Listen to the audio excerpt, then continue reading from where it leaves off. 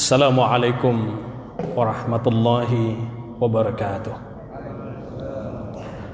Kita awali majelis ilmu kita pada malam hari ini dengan membaca lafaz basmalah. Bismillahirrahmanirrahim. Innal hamdalillah nahmaduhu wa nasta'inuhu wa nastaghfiruh wa na'udzu billahi min shururi anfusina wa min sayyiati a'malina. May yahdihillahu fala mudilla lahu wa may yudlilhu fala hadiya lahu. Asyhadu an la ilaha illallah wahdahu la syarika lah wa asyhadu anna Muhammadan abduhu wa rasuluhu la nabiyya wa la rasulahu ba'da. Allahumma salli wa sallim wa barik ala Muhammad wa ala alihi wa ashabihi wa man tabi'ahum bi ihsan ila yaumiddin, amma ba'd. Qala Allah Ta'ala fil Qur'anil Karim, a'udzu billahi minasyaitonir rajim. Ya ayyuhallazina amanu taqullaha wa qulu qawlan sadida yuslih lakum a'malakum wa yaghfir lakum dzunubakum wa may yuti'illaha wa rasulahu faqad faza fawzan 'azima. Wa qala Rasulullah sallallahu alaihi wasallam, ittaqillaha haitsuma kunta wa atbi'is sayyi'atal hasanata tamhuha wa khaliqin nasa bi khuluqin hasanin. Wa ba'du, Allahumma la sahla illa ma ja'altahu sahla wa anta taj'alul hasna idza syi'ta sahla. Kaum muslimin dan muslimat jamaah salat maghrib Masjid Ad-Du'a yang dirahmati oleh Allah Subhanahu wa taala. Alhamdulillahirabbil alamin, bersyukur kita kepada Allah Subhanahu wa taala atas berbagai nikmat yang Allah limpahkan kepada kita semua, terutama tentunya nikmat iman dan Islam sebagai nikmat terbesar yang Allah berikan kepada kita. Mudah-mudahan dua nikmat ini akan tetap terawat di dalam diri kita sampai akhir hayat kita. Amin ya rabbal alamin. Kemudian juga yang gak kalah penting untuk kita syukuri bahwa Allah Subhanahu wa taala masih memberikan kesempatan hidup kepada kita sampai malam hari ini. Mudah-mudahan waktu yang Allah berikan kepada kita ini bisa kita manfaatkan dengan sebaik-baiknya dalam rangka taat kepada Allah Subhanahu wa taala, karena itulah hakikat syukur yang sesungguhnya. Dan juga semoga pada malam hari ini kita mendapatkan ganjaran dari Allah Subhanahu wa taala atas hadirnya kita di majelis ilmu. Sebagaimana sabda Rasulullah sallallahu alaihi wasallam dalam sebuah hadis yang diriwayatkan oleh Tabrani dan hadis ini hasan sahih. Man ghada ilal masjidi la yuridu illa an yata'allama khairan aw yu'allimahu kana lahu ka ajri hajjin tamman hajjatuhu. Barang siapa yang berangkat menuju masjid, tidak ada yang dia inginkan kecuali hanya untuk belajar kebaikan atau mengajarkannya, kana lahu ka ajri hajjin tamman hajjatuhu, maka dia akan mendapatkan pahala seperti pahala haji yang sempurna hajinya. Dahsyat kan? Luar biasa. Semoga kita mendapatkan pahala-pahala ini di sisi Allah Subhanahu wa taala. Dan juga tentunya terkhusus kepada teman-teman media Masjid Ad-Du'a yang perlu kita terus apresiasi berkat dakwah medianya, sehingga Masjid Ad-Du'a ini terkenal kemana-mana. Bahkan ke kampung saya di pelosok di Padang sana, di desa Pak, itu ada ternyata penggemarnya ikut kajian rutin Masjid Ad-Du'a ketika saya mudik ke Padang. Nah ini luar biasa. Insya Allah akan mendapatkan pahala dakwah itu sendiri. Amin. Salawat dan salam semoga senantiasa terlimpahkan kepada Nabi Muhammad sallallahu alaihi wasallam beserta keluarganya, para sahabatnya, para tabi'in, tabi'ut tabi'in, dan orang-orang yang senantiasa mengikuti ajaran beliau dengan baik hingga datangnya hari kiamat kelak. Kaum muslimin dan muslimat jamaah salat maghrib Masjid Ad-Du'a yang dirahmati oleh Allah Subhanahu wa taala. Pada malam hari ini tema kita adalah hati yang terpuji. Kalau di pertemuan yang lama kita membahas tentang penyebab matinya hati, Maka insyaallah pada kesempatan malam hari ini kita akan bahas tentang hati yang terpuji. Kali itu mengawali kajian kita pada malam hari ini, mari kita renungkan satu kepada Allah Subhanahu wa taala di dalam surat Asy-Syams mulai dari ayat 8 sampai ayat 10. A'udzubillahi minasyaitonir rajim. Fa alhamaha fujuraha wa taqwaha. Qad aflaha man zakkaha wa qad khaba man dassaha. Maka dia telah mengilhamkan di dalam hatinya jalan pujur, ya. Ada namanya jalan pujur, yaitu jalan-jalan besar. Kemudian wa taqwaha, dan jalan ketakwaan. Allah memberikan pilihan kepada kita untuk memilih jalan ini. Jalan mana yang mau kita pilih? Jalan pujur apa jalan takwa? Tentunya sebagai orang-orang yang bersih hatinya akan memilih jalan takwa, itu bukan jalan pujur. Karena dengan jalan takwa itu yang akan membersihkan hati kita, yang akan menyucikan jiwa kita, dan juga akan menyebabkan hati kita menjadi hati yang terpuji. Tetapi kalau kita mengikuti jalan pujur itu, jalan perbuatan dosa itu, maka hati kita akan menjadi kotor, bahkan mati, keras, dan lain sebagainya. Jamaah yang dirahmati oleh Allah Subhanahu wa taala, maka tentu kita menginginkan bagaimana agar hati kita ini betul-betul menjadi sehat, sehingga mendapatkan taufik dari Allah Subhanahu wa taala, mampu untuk melaksanakan ketaatan kepada Allah Subhanahu wa taala. Sehingga kita akan menjadi orang-orang yang dikabarkan oleh Rasulullah SAW yang memiliki hati yang terpuji. Sebagaimana sabda beliau Rasulullah SAW dalam sebuah hadis yang diriwayatkan oleh Ibnu Majah, dan salah satu ulama hadis Syekh Albani menyatakan bahwa hadis ini memiliki sanad yang sahih. Bahwa Rasulullah SAW bersabda, afdalun nasi kullu mahmumil qalbi sadukil lisan. Seutama-utama manusia, sebaik-baik manusia itu adalah setiap yang berhati terpuji dan berlisan jujur. Nih, pengen nggak kita mendapatkan hati yang terpuji itu seutama-utama manusia? Kata Rasulullah SAW, siapa yang seutama-utama manusia itu, yang sebaik-baik manusia itu, yaitu setiap yang berhati terpuji dan berlisan jujur. Sehingga kala itu ketika Rasulullah SAW menyampaikan sabdanya di hadapan para sahabat, kemudian sahabat tergelitik hatinya untuk bertanya kepada Rasulullah SAW karena tidak memahami apa maksud dari hati yang terpuji itu. Qalu, para sahabat bertanya kepada Rasulullah SAW, sadukil lisani, ya. Qalu sadukul lisani na'rifuhu. Ya. Kalau yang berlisan jujur itu kami memahaminya ya Rasulullah. Kalau yang berlisan jujur itu kami mengerti ya Rasulullah. Gitu. Insya Allah kita juga paham ya. Yang berlisan jujur itu seperti apa? Lisannya tidak pernah berkata dusta. Itu yang berjujur. Ya. Maka lihat buah. Ketika kita bisa mampu menjaga lisan kita ini, ya, tidak berkata dusta, ya, jujur orangnya. Kalau bahasa keren hari ini apa? Ngeprank ya Pak. Nggak suka ngeprank. Gitu. Lihat buahnya. Tadi sudah kita bacakan ayatnya di awal muqaddimah.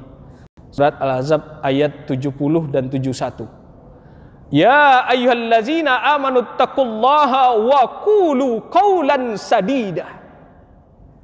Ya.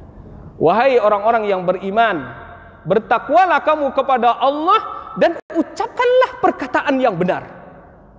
Benar dalam ucapan, benar dalam tindakan, jujur dalam kehidupan. Lihat buahnya. Kata Allah, yuslih lakum a'malakum. Niscaya Allah akan memperbaiki amal-amalmu. Bagaimana Allah memperbaiki amal-amalmu? Gitu. Ibnu Katsir rahimahullah ta'ala menjelaskan, yaitu Allah akan memberikan taufik kepadanya sehingga Allah mampukan dia untuk melaksanakan ketaatan kepada Allah Subhanahu wa ta'ala. Allah perbaiki amal-amal kita. Kalau apa? Kalau kita bertakwa kepada Allah kemudian berlisan jujur tadi itu, berkata yang benar. Dan ternyata tidak hanya cukup itu saja yang akan Allah berikan kepada kita, bahkan lebih dahsyat dari itu. Wa yaghfir lakum dzunubakum. Dan Allah akan mengampuni dosa-dosamu. Wa may yuti'illaha wa rasulahu faqad faza fawzan 'azima. Barang siapa yang taat kepada Allah dan Rasulnya, maka sungguh dia meraih kemenangan yang agung. Jadi tidak hanya berlisan jujur. Kalau yang berlisan jujur kami mengerti ya Rasulullah, kata para sahabat. Kemudian kembali sahabat bertanya kepada Rasulullah SAW, "Fama mahmumil qalbi?" Lalu siapa yang berhati terpuji itu ya Rasulullah? Gitu. Yang berhati terpuji itu seperti apa ya Rasulullah? Ini yang ditanyakan oleh para sahabat kepada Rasulullah SAW. Kemudian Rasulullah SAW menjawab, yang pertama apa? At-taqiyun naqiyyu. Ya. Yaitu orang yang bertakwa lagi berhati bersih.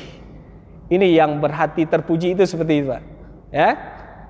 At-taqiyun naqiyyu.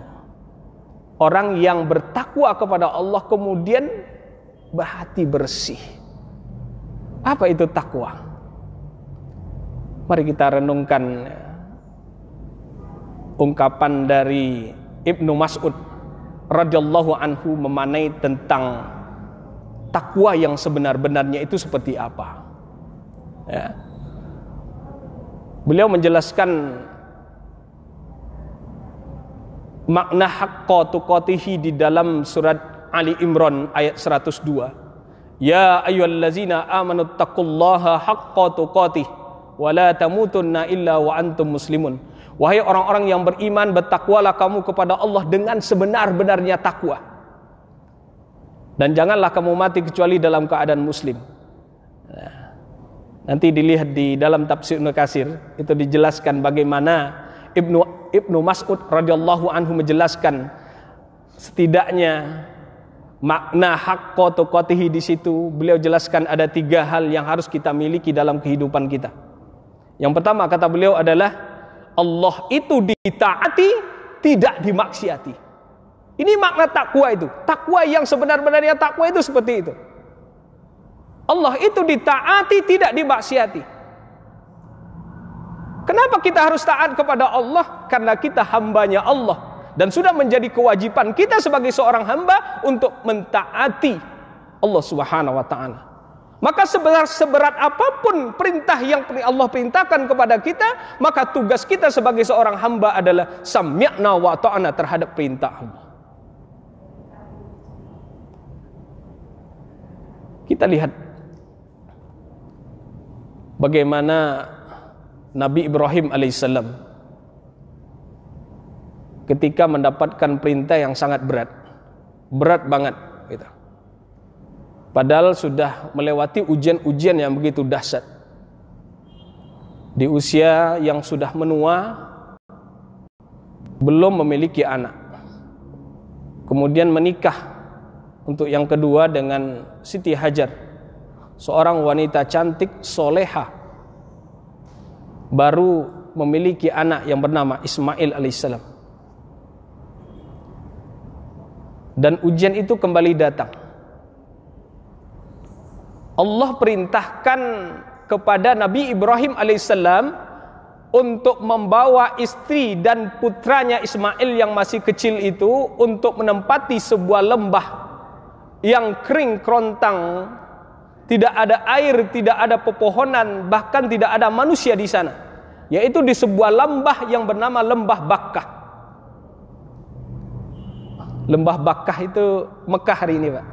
Jadi Mekah itu memang lembah. Kalau kita lihat hari ini, Mekah itu, lihat Masjidil Haram itu kayak lekukan, dikelilingi oleh bukit-bukit bebatuan. Kalau hari ini dikelilingi oleh hotel-hotel berbintang 5, kan gitu. Hotel-hotel berbintang, dan paling tinggi tower Zam-Zam, kan gitu. Dulunya itu lembah yang tandus, kering kerontang, tidak ada air, tidak ada pepohonan, bahkan tidak ada manusia di sana. Allah perintahkan kepada Nabi Ibrahim untuk membawa istrinya yang cantik, jelita, soleha pula, bersama anaknya yang masih kecil, yang sudah bertahun-tahun, ya, diidam-idamkan kehadirannya untuk melanjutkan dakwah tauhidnya. Tapi lihat bagaimana bersihnya hati Nabi Ibrahim alaihissalam menerima perintah Allah ini. Dia tunaikan perintah Allah. Sami'na wa ta'na. Berangkat Pak, menuju Makkah. Dari Palestina, bayangkan perjalanannya begitu jauh. Palestina, Mekah. Kemudian sampai di sana, ditinggalkanlah istrinya. Nabi Ibrahim ini nggak nengok-nengok lagi Pak. Tinggalin, jalan Pak. Wajar Pak. Suami mana yang tega meninggalkan istri keduanya, cantik jelita, soleha, kemudian sama anak kecil?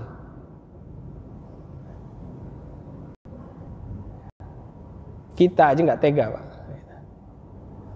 Yang baru satu Pak. Ya Pak Sabil, nggak tega gitu. Ini yang kedua.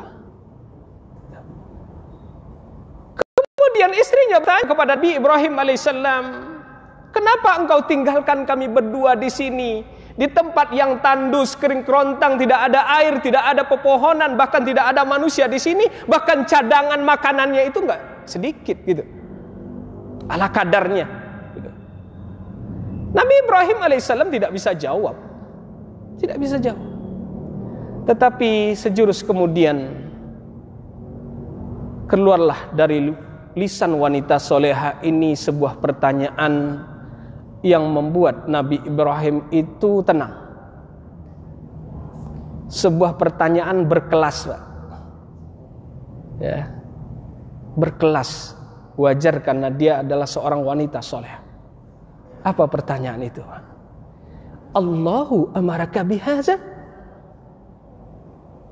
Apakah Allah yang memerintahkanmu untuk ini?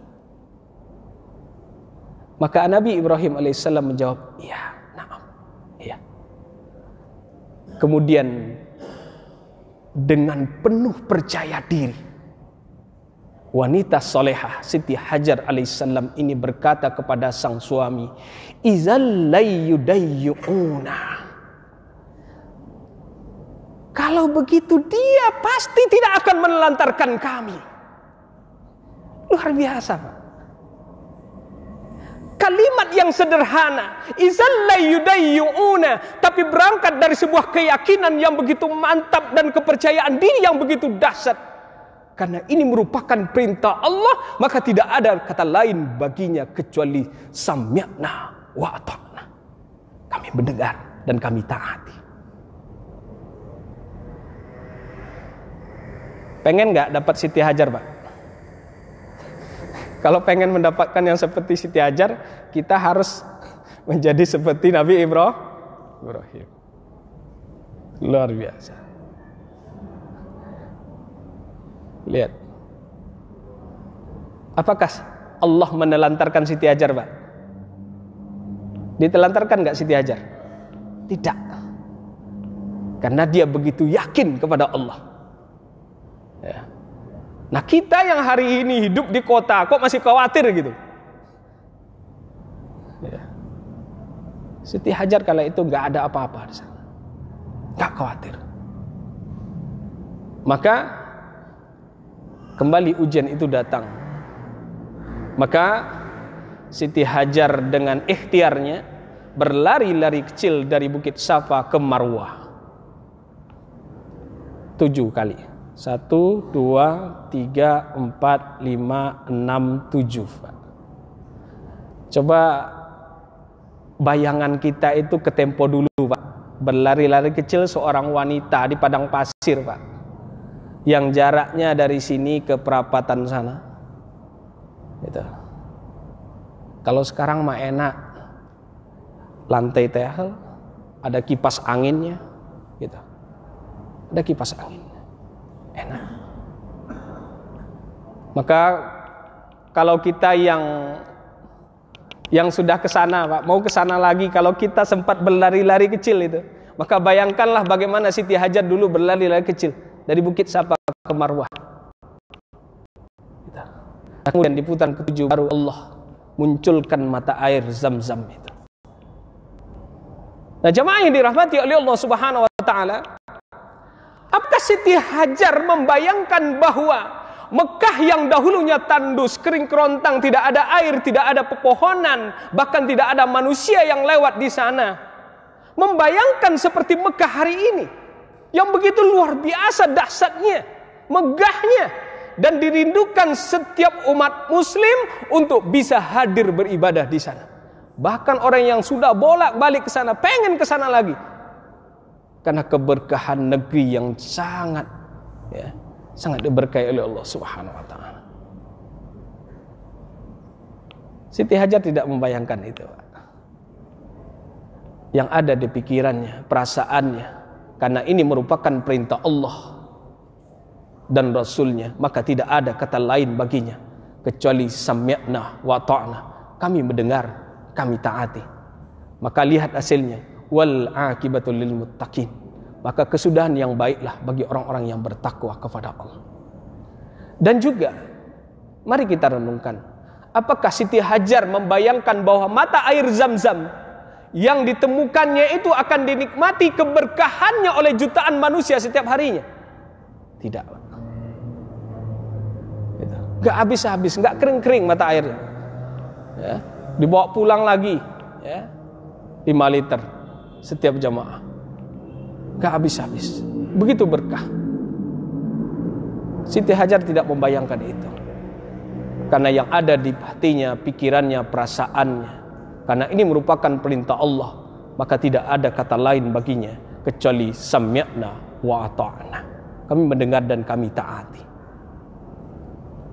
Jemaah yang dirahmati oleh Allah Subhanahu wa taala, jadi Allah itu ditaati, tidak dimaksiati. Kita bisa belajar banyak dari keluarga Ibrahim alaihissalam dalam segala hal. Ya. Apakah ujiannya cukup sampai di situ? Belum ternyata. Ternyata ketika anaknya sudah beranjak remaja, Ismail ini beranjak remaja dan belum pernah ditengoknya, kemudian tahu-tahu Allah perintahkan lagi untuk untuk menyembelih putranya. Tetapi lagi-lagi karena ini merupakan perintah Allah, maka tidak ada kata lain baginya kecuali sami'na wa ta'na. Kami mendengar dan kami taati. Dijalankan perintah Allah itu. Mau disembelih, Allah ganti dengan dengan seekor hewan kurban. Dan alhamdulillah itu menjadi bagian dari syariat Islam sampai hari ini. Dan alhamdulillah juga Masjid Ad-Du'a juga sudah melaksanakan sunnah Rasulullah SAW itu. Jadi Allah itu ditaati, tidak dimaksiati. Karena kemaksiatan itu akan menyebabkan seseorang itu akan menjadi kotor hatinya. Kemudian makna yang kedua dari haqqa tuqatihi ini, kata Ibnu Mas'ud radhiyallahu anhu, adalah Allah itu diingat, tidak dilalaikan. Artinya senantiasa kita berzikir kepada Allah, ingat kepada Allah, ya. Kemudian jangan kita lupa, lalai dari mengingat Allah Subhanahu wa taala. Maka tugas kita adalah yaitu bagaimana kita terus berupaya untuk mendekatkan diri kita kepada Allah Subhanahu wa taala, kemudian mohon pertolongan kepada Allah Subhanahu wa taala. Satu ketika Rasulullah sallallahu alaihi wasallam menemui sahabatnya Mu'az bin Jabal radhiyallahu anhu, kemudian berkata kepada Mu'az bin Jabal radhiyallahu anhu ini, "Wahai Mu'az, aku benar-benar mencintaimu." Kemudian diulang lagi oleh Rasulullah sallallahu alaihi wasallam, "Wahai Mu'az, aku benar-benar mencintaimu." Betapa luar biasanya apa yang didapatkan oleh sahabat Mu'az bin Jabal radhiyallahu anhu Karena orang yang mendapatkan pengakuan cinta dari Rasulullah SAW, maka sudah bisa dipastikan dia akan bersama orang yang dicintainya itu Rasulullah SAW, masuk ke dalam jannahnya Allah. Kemudian Rasulullah SAW memberikan wasiatnya kepada Mu'adz bin Jabal radhiyallahu anhu. Ya. Wahai Mu'adz, janganlah engkau tinggalkan di belakang salatmu membaca Allahumma a'inni ala zikrika wa syukrika wa husni ibadatik. Ya. Maksudnya sebelum kita mengucapkan salam itu baca ini. Gitu. Ataupun di doa-doa yang lain. Di doa-doa harian kita. Karena ini luar biasa. Kita mohon kepada Allah pertolongan. Ya. Ya. Ini terdapat dalam hadis riwayat Abu Daud. Allahumma a'inni ala zikrika. Ya Allah, tolonglah aku agar aku bisa berzikir kepadamu. Ya. Kita tidak akan mampu berzikir kepada Allah kalau Allah tidak tolong kita. Lisan kita akan menjadi keluh dan kaku kalau Allah tidak tolong kita.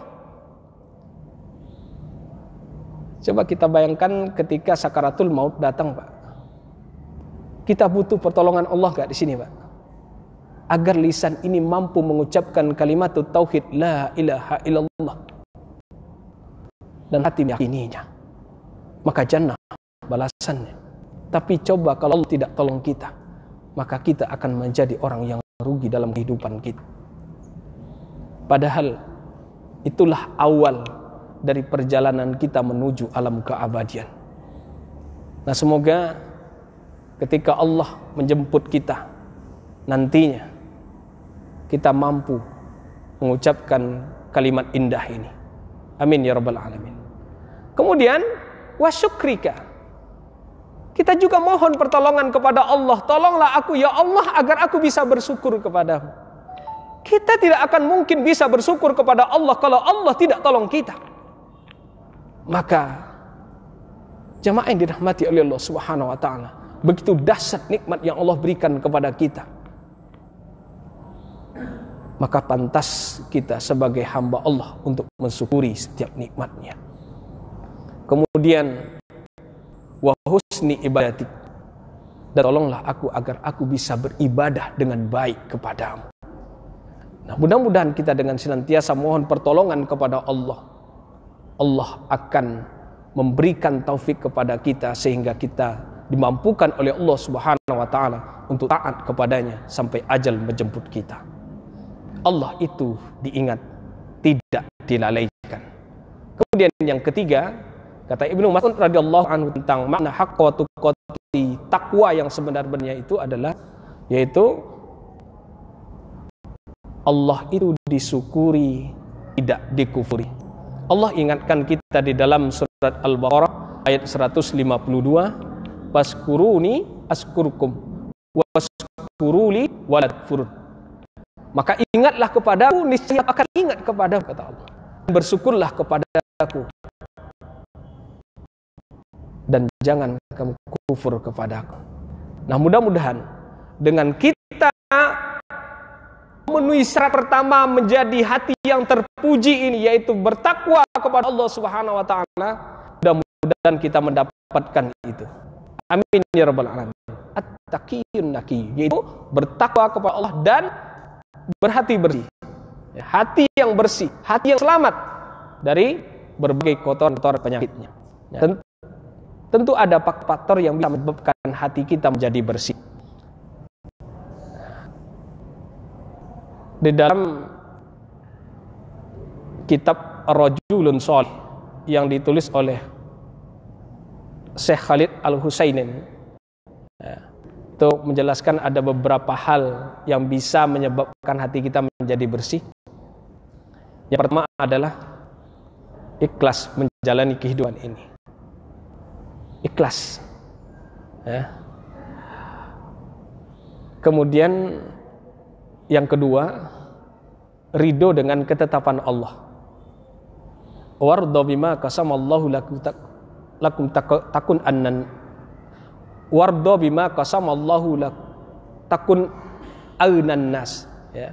Ridolah dengan apa yang Allah bagikan kepadamu, maka kamu akan menjadi manusia yang paling cukup. Itu akan menyebabkan hati bersih. ikhlas, ridho. Ya. Kemudian membaca Al-Quran dan mentadaburinya. Ini juga akan menyebabkan hati kita menjadi bersih. Ya. Dan kita paham bagaimana keutamaan Al-Quran, ya, yang kita baca. Dan sudah banyak mungkin dai-dai, para ustadz, guru-guru kita yang sudah menyampaikan tentang bagaimana keutamaan membaca Al-Quran. Maka tidak bisa tidak. Maka setiap hari kita harus kita hiasi dengan bacaan Al-Quran. Agar apa? Agar hati menjadi bersih. Maka wajar Utsman bin Affan radhiyallahu anhu mengatakan, ya, orang yang hatinya sehat itu adalah orang yang tidak pernah kenyang membaca Al-Quran, yang tidak puas membaca Al-Quran, nggak pernah puas, gitu. Kalau kita baru selembar ngantuk, baru selembar ngantuk. Nah, membaca Al-Quran, kemudian qiyamul lail, ya, salat malam, ya, kemudian mohon pertolongan kepada Allah, berdoa kepada Allah agar Allah membersihkan hati-hati kita. Ya. Jamaah yang dirahmati oleh Allah Subhanahu wa taala. Jadi itu yang pertama, at-taqiyun naqiyun. Kemudian la isma fihi, tidak ada dosa dalam dirinya. Ya, ini juga termasuk hati yang terpuji itu seperti itu. Di samping dia bertakwa kepada Allah, kemudian berhati bersih dan juga tidak memiliki dosa. Wajar kalau orang yang tidak memiliki dosa itu akan bersih hatinya. Nah, kita hari ini tentunya tidak akan lepas dari dosa dan salah.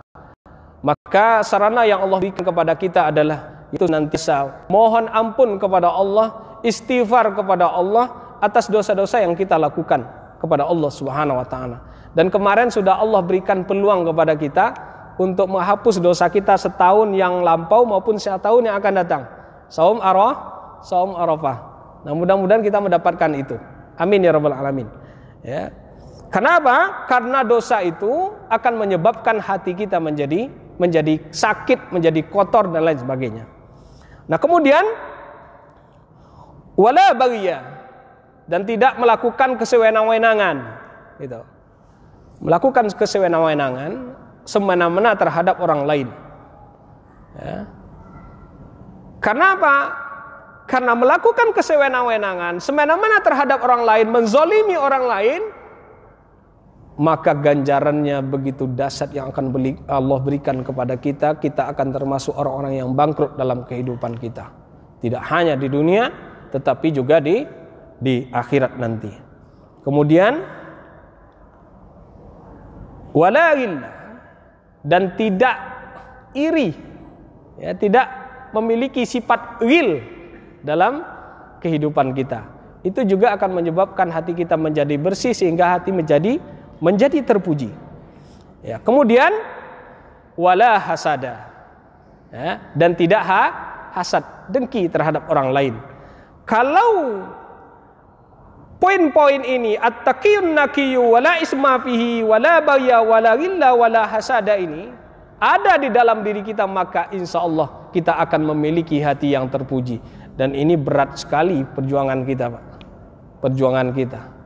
Karena memang untuk mendapatkan itu tidak mudah.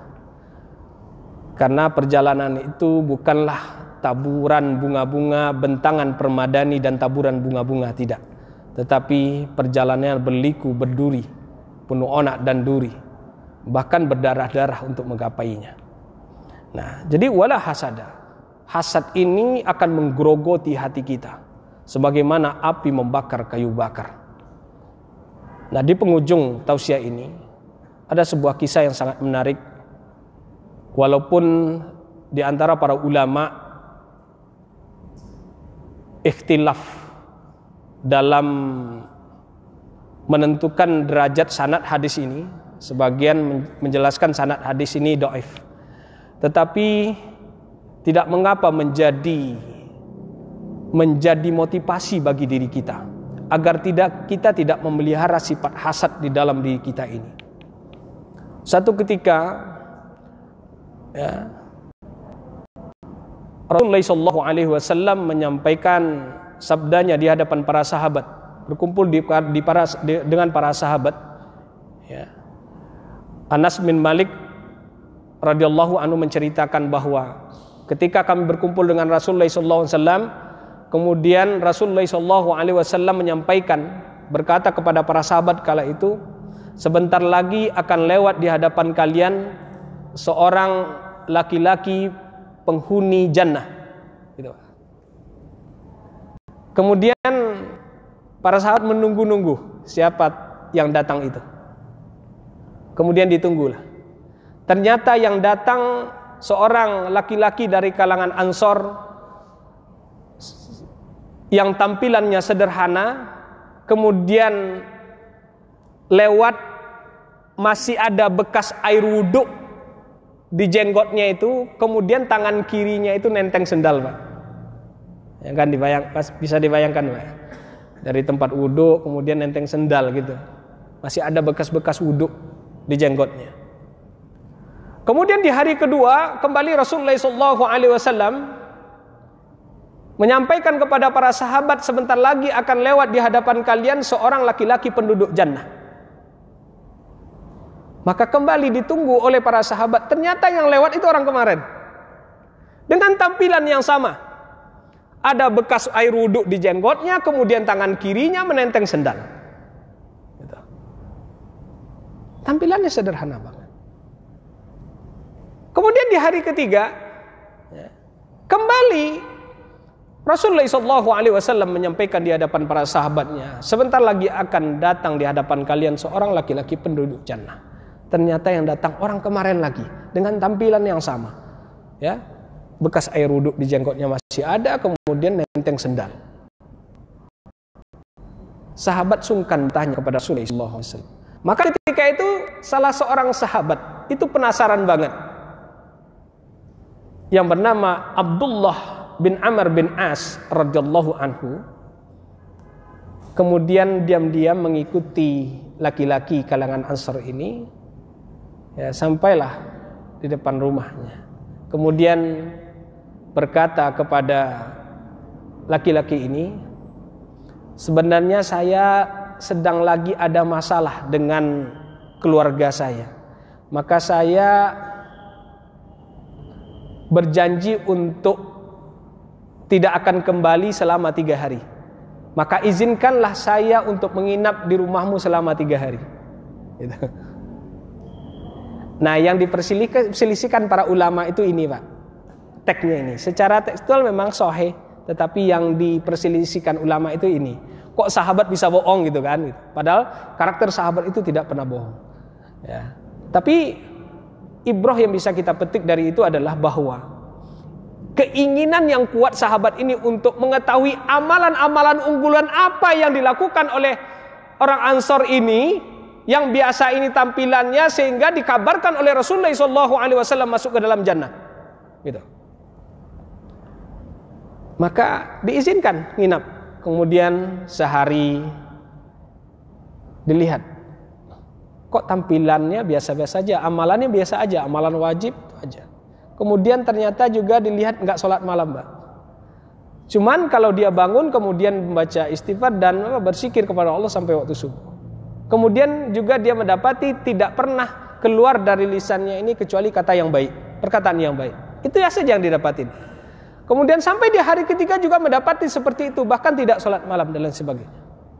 Maka di hari ketiga itu ketika akan pamit pulang, hampir saja Abdullah bin Amr ini ya meremehkan laki-laki tadi itu. Kemudian dia menjelaskan, sebenarnya saya itu tidak ada masalah dengan keluarga, tapi saya ingin mengetahui apa amalan unggulanmu sehingga Rasulullah SAW mengabarkanmu masuk jannah. Maka laki-laki dari kalangan Ansar ini mengatakan, ya seperti yang engkau lihat, itulah amalanku. Gitu.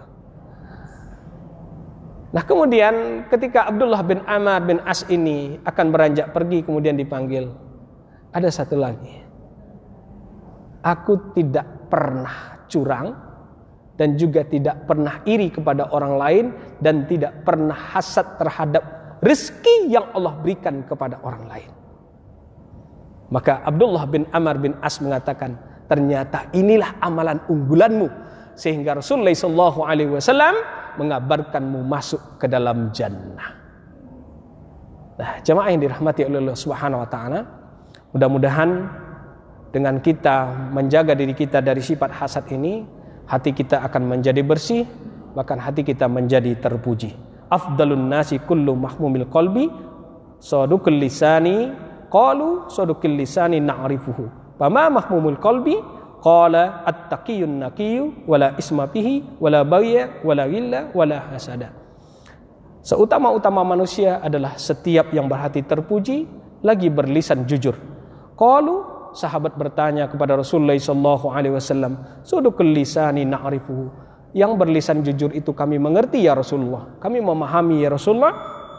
Kemudian pama mahmumul qalbi, maka siapakah yang berhati bersih itu ya Rasulullah? Kemudian Rasulullah sallallahu alaihi wasallam bersabda, at-taqiyun naqiyyu, orang yang bertakwa lagi berhati bersih, wala isma fihi, dan orang yang tidak ada dosa di dalam dirinya, wala bagya, dan tidak melakukan kesemena-menan, wala ghilla, dan tidak ghil, wala hasada, dan tidak hasad. Nah, mudah-mudahan dengan kita